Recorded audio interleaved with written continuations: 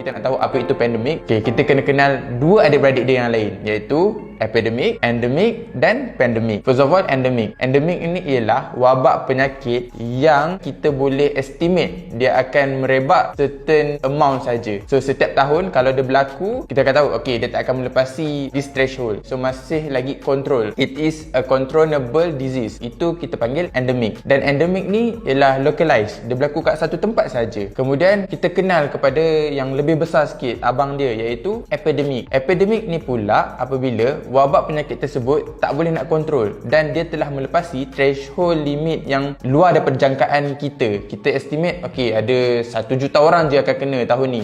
Tapi tiba-tiba penyakit ni dah melebihi 1 juta orang. Dia merebak lebih besar. As long as dia berlaku dekat kawasan satu tempat tu dan dia tak merebak, ini kita panggil dia tadi epidemik. Ada beberapa faktor untuk sesuatu wabak tu daripada endemik jadi kepada epidemik. Satu ialah meningkatnya ejen penyebaran sesuatu wabak tu. Contohnya, sesuatu wabak tu disebarkan melalui burung. Jadi bila banyaknya burung yang membawa wabak tersebut bertebaran, jadi ianya akan membantu daripada wabak tu endemik menjadi epidemik. Ataupun susceptibility of host tu terhadap sesuatu wabak. Contohnya, wabak tu ada dekat sekeliling dia tapi dia boleh resistant. Tiba-tibalah dia demam, antibody dia rendah, immune sistem dia rendah, masa tu wabak tu boleh menyerang dalam badan dia. Ataupun ejen penyebaran itu ialah sesuatu yang dinamik. Dia mula-mula disebarkan dengan cara burung tadi kan, kalau kita katakan burung tadi, tiba-tiba penyebaran wabak tersebut dynamically boleh mengubah mode penyebaran dia. Sekarang dia boleh disebarkan melalui air. So kalau orang berenang boleh kena juga wabak tersebut. Kalau orang makan ikan pun boleh terkena wabak tersebut. Faktor lain daripada endemik bertukar kepada epidemik, introduction of wabak tu kepada sesuatu tempat yang baru. Dulu kawasan tempat tu tak ada penyakit wabak tu. Ada orang luar datang daripada tempat wabak tu berlaku ke tempat yang tak pernah berlaku wabak tu. So ianya akan bantu kepada penyebaran wabak tu kepada tempat yang tak pernah kena wabak tersebut. Kemudian lagi besar daripada tu, abang kepada abang dorang ni, abang sulung lah kita kata kan, paling besar, iaitu pandemik. Pandemik ni ialah satu wabak penyakit yang kita letak satu jangkaan dan dia telah melepasi jangkaan yang kita letak tersebut. Dan lagi teruk kepada semua adik-beradik dia yang lain, iaitu epidemik dan endemik ni, ialah pandemik ni dia telah melepasi border. Orang kata merentas sempadan. Pandemik ni dia telah burst luar daripada kontrol area dia. Contohnya yang baru-baru ni COVID. COVID dulu mula-mula ialah epidemik. Dia berlaku kat Wuhan dan dia masih kontrol dekat localized lagi dekat Wuhan saja. Tiba-tiba dia burst ke luar negara. Masa inilah COVID telah menjadi pandemik. Pada 11 Mac 2020, Pertubuhan Kesihatan Sedunia WHO telah pun mengisytiharkan penularan wabak COVID-19 sebagai pandemik kerana terdapat peningkatan kes yang ketara di seluruh dunia. Wabak ini dijangka akan berterusan untuk tempoh masa yang agak lama. Ia tidak akan berakhir dalam jangka waktu yang terdekat ini. Apa itu novel coronavirus? Untuk pengetahuan umum, coronavirus adalah famili virus yang menyebabkan pelbagai penyakit dari sel semar hingga ke penyakit lebih teruk seperti MERS-CoV dan SARS-CoV. Novel coronavirus pula adalah merujuk kepada spesies baru yang belum ditemui oleh manusia. Gejala coronavirus adalah demam dan sesak nafas. Coronavirus ini bermula di Wuhan, China sebelum merebak ke beberapa kawasan lain di negara itu. Kemudian Hong Kong juga dilaporkan telah dijangkiti virus ini sebelum merebak ke Jepun, Korea Selatan, Amerika Syarikat, Perancis, Nepal, Kanada, Austria, Australia, Taiwan, Vietnam, Thailand, Singapura dan Malaysia yang masuk melalui Singapura. WHO dalam laman sesawangnya berkata pihak berkuasa China pada 7 Januari lalu mengesahkan coronavirus yang baru dikenal pasti itu boleh tersebar daripada manusia kepada manusia. Coronavirus merebak melalui hubungan rapat dengan individu lain, terutamanya melalui batuk dan bersin dalam jarak kira-kira 1 hingga 1.8 meter daripada individu yang dijangkiti terbabit. Virus itu mula tersebar dari pasar basah Huanan yang aktif menjual haiwan hidup untuk dijadikan makanan seperti ular, kelawar, katak, landak dan arnab. Kajian yang dijalankan terhadap haiwan-haiwan yang dijual di situ beserta sampel 2019 nCoV yang diperoleh menunjukkan satu kemungkinan 2019 nCoV terhasil daripada gabungan sejenis virus bawaan kelawar dengan sejenis virus bawaan ular. Menurut World Health Organization (WHO), coronavirus adalah keluarga besar virus yang menyebabkan penyakit daripada selsema biasa kepada penyakit yang lebih berbahaya seperti sindrom pernafasan akut teruk SARS dan sindrom pernafasan Timur Tengah MERS-CoV. Tanda-tanda biasa jangkitan termasuk gejala pernafasan, demam, batuk, sesak nafas dan kesukaran bernafas. Namun dalam kes yang lebih teruk, jangkitan boleh menyebabkan radang paru-paru, sindrom pernafasan akut yang teruk, kegagalan buah pinggang dan malahan membawa maut.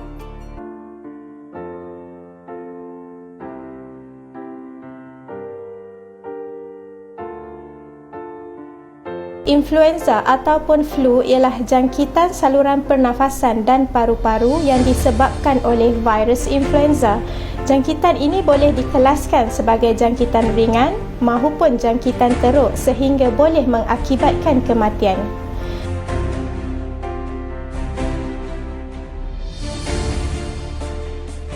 Apakah simptom-simptom jangkitan influenza? Simptom-simptom jangkitan biasanya muncul secara tiba-tiba. Seorang pesakit boleh mengalami demam, batuk, selsema, sakit tekak, sakit kepala, sakit badan, lemah badan, cirit-berit ataupun muntah. Ketika 2 minggu pertama jangkitan influenza, risiko strok meningkat sebanyak 2 kali ganda.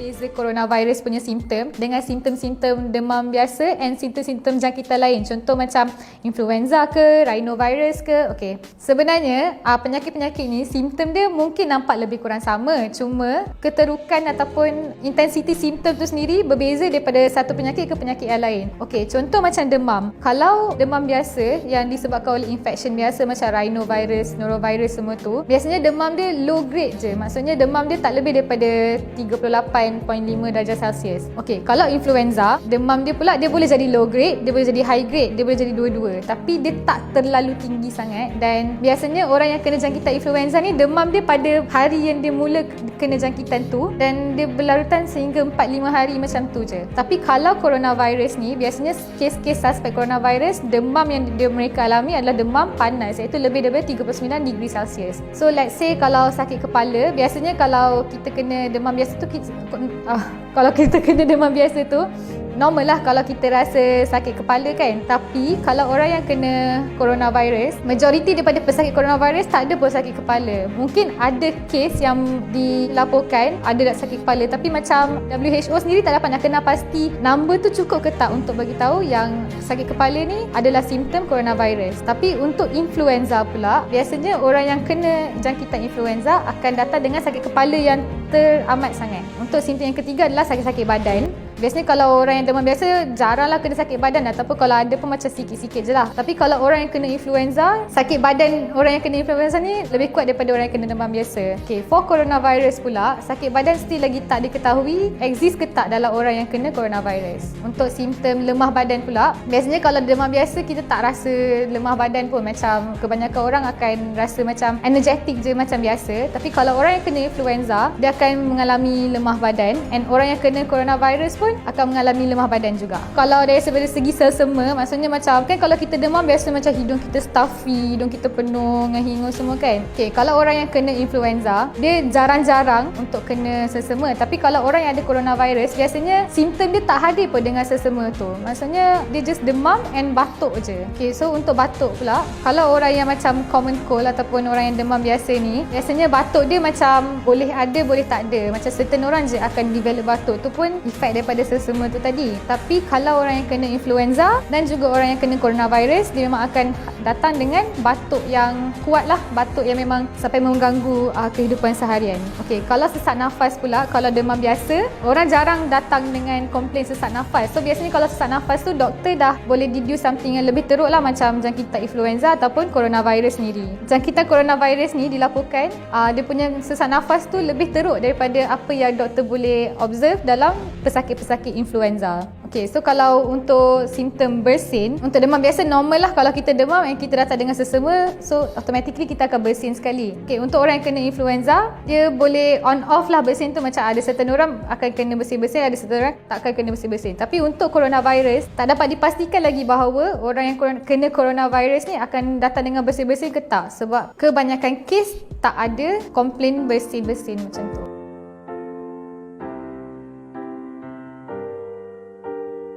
Kerajaan kita akan meneruskan sekatan perjalanan untuk 3 wilayah di China, iaitu Hubei, Jiangsu dan Zhejiang, Hokkaido Jepun, Itali, Iran dan Republik Korea.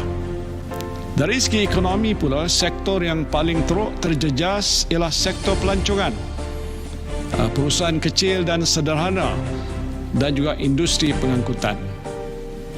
Pakej-pakej pelancongan dibatalkan dan ini telah menjejaskan mereka yang bekerja dengan syarikat-syarikat penerbangan dan perhotelan.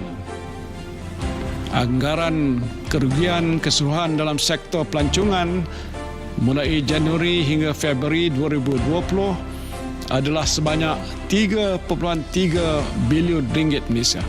Ekonomi dunia terjejas teruk, memaksa sebilangan besar negara melakukan perintah berkurung bagi mengekang penularan COVID-19. Orang ramai diarahkan duduk di rumah dan tidak dibenarkan bekerja. Justru pelbagai industri utama dunia seperti pelancongan, pembuatan, pengangkutan dan banyak lagi terjejas, lalu beri kesan negatif terhadap ekonomi. Di Malaysia pada 18 Mac 2020, kerajaan melaksanakan Perintah Kawalan Pergerakan PKP, sebuah perintah larangan pergerakan dan perhimpunan ramai di seluruh negara serta penutupan rumah-rumah ibadat dan premis perniagaan kecuali pasaraya dan kedai menjual barangan keperluan harian. Pergerakan keluar masuk dari dalam dan luar negara turut disekat sepenuhnya sekaligus mengheret industri pelancongan negara ke fasa hiatus. Ibarat sudah jatuh ditimpa tangga, pelaksanaan PKP dan penularan wabak COVID-19 memberi impak negatif buat para pengusaha agensi pelancongan yang selama ini bergantung kepada pelancong sebagai punca pendapatan utama. Siapa sangka, jumlah pelanggan yang kebiasaannya mencecah lebih 1,000 sebulan ketika musim pelancongan atau cuti sekolah menjunam ke angka sifar. Semuanya disebabkan oleh makhluk yang tidak dapat dilihat oleh mata kasar ini. Kementerian Pelancongan Seni dan Budaya buat kali pertama pada hari ini. Mesyuarat ini yang membabitkan panggiat industri pelancongan negara yang telah membincangkan dan merangka strategi pemulihan industri pelancongan negara akibat krisis virus novel yang telah memberi kesan kepada industri pelancongan global. Dalam mesyuarat tersebut, saya telah mengambil maklum kepentingan dan sumbangan pelancong dari negara China dalam menjana pendapatan industri pelancongan negara. Industri pelancongan akan kehilangan 500 juta ringgit pendapatan daripada pelancong Cina sekiranya terlepas waktu perjalanan antara Mei hingga Ogos. Persatuan Pelancong bimbang perkara tersebut berlaku sekiranya pandemik COVID-19 berlarutan sehingga Mei. Menurut Presiden Malaysia Inbound Chinese Association MICA, In Ji Eng berkata sebanyak 7,000 kumpulan pelancong dari China diterima pada Julai dan Ogos. Sekiranya penularan virus maut itu berlanjutan, industri pelancong hanya berharap pada November di mana warga China meraihkan sambutan Hari Kebangsaan mereka. Pandemik COVID-19 menjejaskan sektor pelancongan berikutan sekatan perjalanan yang dikenakan di seluruh dunia. Kini Malaysia mencatatkan 2,800 kes COVID-19. Sektor-sektor yang terkesan adalah sektor PKS dan juga perusahaan mikro seperti di Kuala Terengganu yang cukup terkenal dengan kraftangan, busana dan juga sektor pelancongan semestinya akan terkesan. Dan kalau kita bagi kita yang akan menyambut hari raya nanti, seperti biasa masyarakat di seluruh negara akan tertumpu kepada Terengganu dari segi untuk memesan ataupun mendapatkan songket dan sebagainya.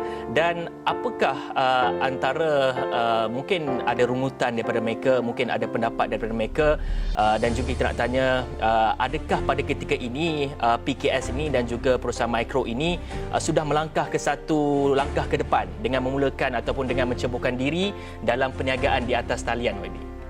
Ya, Kuala Terengganu tidak terkecuali menghadapi masalah yang besar akibat daripada PKP ini. Seperti mana disebut tadi lah, kita negeri yang sangat bergantung kepada hasil pelancongan. Tempat-tempat lokasi seperti Pasar Payang, Pantai Peranginan, perusahaan songket, batik dan sebagainya, Pupuk Leko, semua ini bergantung kepada pelancong yang berkunjung ke negeri Terengganu. Sudah tentulah apabila ini berlaku menyebabkan sektor yang berkenaan terjejas dengan teruk. Maka kerana itulah kita antara yang paling awal memukakan maklum balas ke pihak MKN berhubung dengan situasi di pihak PKS ini, dan saya merasa syukurlah betapa di pihak kerajaan persekutuan telah mengiktiraf bahawa golongan yang terlibat dengan PKS ini merupakan 2/3 daripada sektor pekerja di seluruh negara, dan telah pun diumumkan seperti mana yang disebut oleh Amat Berhormat Perdana Menteri, bantuan tambahan sebanyak 10 bilion. Dan saya melihat dari segi apa yang telah kerajaan belanjakan melalui dana prihatin, pakej prihatin 250 bilion, 128 bilion daripada pakej prihatin itu ditujukan, disalurkan terus kepada sektor isi rumah, yang sudah tentulah ini amat membantu sektor isi rumah yang melibatkan keluarga, anak-anak dan sebagainya. Di peringkat Kuala Terengganu sendiri, wakil-wakil rakyat di Kuala Terengganu di dalam membantu peniaga-peniaga terutamanya, kita banyak membeli secara borong barangan-barangan keluaran mereka, baik hasil tani, buah tembikai. Baru-baru ni kita beli hingga 24,000 lebih biji tembikai sebagai inisiatif yang ni kita beli dan kita edarkan secara percuma untuk rakyat di Terengganu. Jadi kita dapat bantu peniaga, petani dalam masa yang sama, hasil pertanian itu sampai secara percuma. Begitu juga kepada rakyat. Begitu juga kita usahakan ikan, dan baru-baru ni kita beli banyak serunding daging di Pasar Payang. Sebab serunding daging ni kalau dibiarkan tidak terjual, dia akan rosak sebab dia ada usia tarikh luput dia. Jadi kita beli dalam jumlah yang banyak dan kita edarkan kepada rakyat.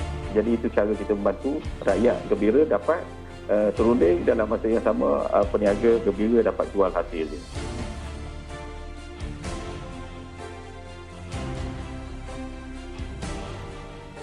Pelan jana semula ekonomi negara bagi menangani cabaran dihadapi penggiat industri yang terkesan ekoran wabak COVID-19 merupakan bukti kerajaan prihatin membantu pemulihan semula sektor ekonomi, khususnya pelancongan. Menteri Pelancongan, Seni dan Budaya Datuk Seri Nancy Shukri berkata pelan yang diumumkan Perdana Menteri Tan Sri Muhyiddin Yassin bermanfaat dengan beberapa inisiatif bagi memastikan penggiat industri pelancongan, seni dan budaya dapat terus menyumbang kepada negara. Menerusi kenyataan dikeluarkan, Nancy berkata sektor pelancongan tersenarai dalam aktiviti ekonomi dilarang sepanjang Perintah Kawalan Pergerakan Bersyarat PKPB dan perluasan program subsidi upah memberi manfaat kepada pekerja, usahawan dan penggiat sektor pelancongan yang diarah mengambil cuti tanpa gaji. Menerusi penjana yang diumumkan, kerajaan memperuntukkan RM9 bilion bagi menangani cabaran kadar pengangguran yang meningkat dan memastikan pengekalan pekerjaan rakyat. Peruntukan itu termasuk pelanjutan program subsidi upah yang diperkenal dalam pakej rangsangan ekonomi prihatin rakyat Prihatin dan Prihatin tambahan sebelum ini dengan peruntukan tambahan RM5 bilion. Nancy berkata selain itu, skim pembiayaan pelancongan penjana bernilai RM1 bilion untuk membiayai inisiatif transformasi oleh perusahaan kecil dan sederhana PKS turut membantu sektor pelancongan untuk terus berdaya saing dalam era kebiasaan baru. Turut diumumkan pengecualian cukai pelancongan bagi tempoh mulai 1 Julai 2020 hingga 30 Jun 2021. Kerajaan Negeri Terengganu membenarkan semua sektor dan aktiviti pelancongan kembali beroperasi. Tempahan hotel dan resort di Pulau Peranginan di negeri itu juga dilaporkan meningkat 60% sejak 31 Mei lalu. Kerajaan negeri dalam pada itu berharap pelancong tempatan yang melancong ke Terengganu untuk mematuhi SOP yang telah dikeluarkan. Pematuhan SOP dan new normal ini akan memastikan pelancong boleh bercuti ke negeri Terengganu dengan selamat dan yakin ke mana-mana tempat ingin mereka lawati. Jadi ini nasihat saya untuk jangka masa panjang supaya kita jaga negeri kita dan pelancong daripada luar datang ke Terengganu, insya-Allah kita akan terlibat sama dan mematuhi SOP dan new normal yang telah digagaskan oleh Perdana Menteri dan Kerajaan Malaysia serta SOP yang kita sediakan. Jumlah ketibaan pelancong ke Terengganu turun mendadak sejak pelaksanaan PKP. Tahun lalu sahaja seramai 5.3 juta orang pelancong berkunjung ke negeri itu. Sektor pelancongan di Melaka menunjukkan perkembangan yang memberangsangkan apabila menerima hampir 5,000 tempahan bilik hotel. Ia selepas promosi Dream Now Travelator yang dilancarkan sejak 10 hari lalu secara dalam talian. Sebanyak 4,932 tempahan dibuat sejak promosi berkenaan dilancarkan dan ia meningkat selepas pengumuman PKPP oleh Perdana Menteri. Ia membuktikan sektor pelancongan di Melaka mampu bangkit selepas terjejas teruk. Industri pelancongan negeri Melaka menampakkan perkembangan yang positif dengan promosi Dream Now Travelator melalui Melaka Access yang kita telah laksanakan, dan pendaftaran perniagaan yang kita dapati daripada 80 perniagaan yang telah berdaftar dengan Melaka Access telah meningkat dalam tempoh hanya 10 hari ke 154 pendaftaran, dan kita dapati tempahan-tempahan hotel adalah sebanyak 4,932 buah bilik hotel telah ditempah oleh para pelancong domestik ke Melaka.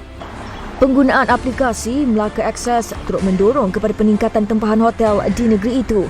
Aplikasi milik kerajaan negeri itu boleh dimuat turun menerusi Google dan App Store dan ia membantu mempromosikan pelbagai produk pelancongan termasuk makanan dan barangan keperluan harian lain. Pulau legenda Langkawi yang bergantung kepada sektor pelancongan hampir lumpuh akibat pandemik COVID-19. Sektor ekonomi itu bagaimanapun enggan mengalah, malah kini telah bersedia untuk bangkit kembali sebagai destinasi pelancongan bertaraf dunia. Laporannya bersama Kumaran Rajamani. Langkawi telah menarik hampir 4 juta pelancong pada tahun 2019 sekaligus menjadikan ia antara pencapaian tahun terbaik bagi sektor pelancongannya. Pelan pemulihan ekonomi Langkawi kini dilaksanakan Lembaga Pembangunan Langkawi LADA bagi menjana semula ekonominya. Ia menitik beratkan 3 teras iaitu pelancongan selamat, kepelbagaian ekonomi dan kelestarian budaya setempat. Jadi kita sedang kumpul semua package ni dan kita akan lancarkan di KL. Kita akan sentiasa ada sesi-sesi di beberapa kota yang penting di Malaysia, terutamanya untuk menarik domestik turis untuk kembali ke Langkawi. Festival Langkawi pada April tahun depan dirancang bagi menggalakkan segmen pelancong luar negara selepas pintu sempadan negara dibuka. Pada masa sama, inisiatif Langkawi Great Sale dirangka dengan melibatkan setiap komponen bermula dari agensi pelancongan hinggalah sektor peruncitan bebas cukai. In term of kita kata special market memang kita dah ada, special promotion kita dah ada, special tarif dengan harga-harga yang bertutan kita dah ada. So cuma kita kata to get thing moving tu memang kita kena ada cari pendekatan yang bersesuaian. Perbincangan turut diadakan bersama pemain industri negara ASEAN bagi membolehkan rantaian perniagaan bagi merebut segera peluang cadangan laluan hijau serantau. Pelancongan dilihat sebagai industri yang paling awal terjejas dan paling akhir dijadualkan memulih kesan dari penularan pandemik COVID-19.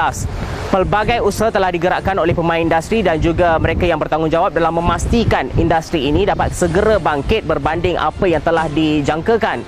Jadi peranan kita sebagai rakyat Malaysia adalah untuk mengutamakan pelancongan domestik dan menyokong industri ini. Laporan Kumara Rajamani, Langkawi, TV3. Assalamualaikum warahmatullahi taala wabarakatuh.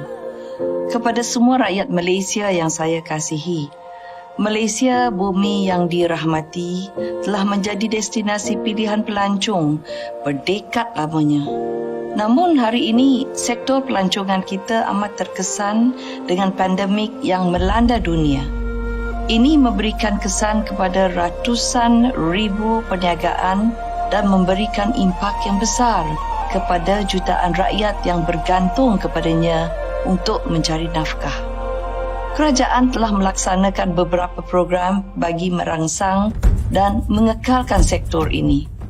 Demi menyelamatkan sektor pelancongan Malaysia, saya dengan rendah diri memohon jasa baik semua penduduk untuk melancong domestik. Tidak kira sama ada percutian yang pendek atau panjang, pilihlah untuk bercuti di tanah air kita. Pergilah jalan-jalan makan angin dan kenali bumi Malaysia. Marilah kita bersama-sama berganding bahu untuk menaikkan kembali sektor pelancongan tempatan dan sekaligus mengukuhkan ekonomi negara. Inilah masanya untuk melancong domestik. Dan jangan lupa untuk amalkan penjarakan sosial, memakai penutup hidung dan mulut serta kerap sanitasikan tangan untuk menjaga keselamatan. Izinkan saya akhiri dengan serangkap pantun. Gunung Sentubung jadi sebutan, legenda kayangan anak dan dewa. Semangat muafakat kita teguhkan, kemakmuran negara dirasai bersama. Sekian, terima kasih.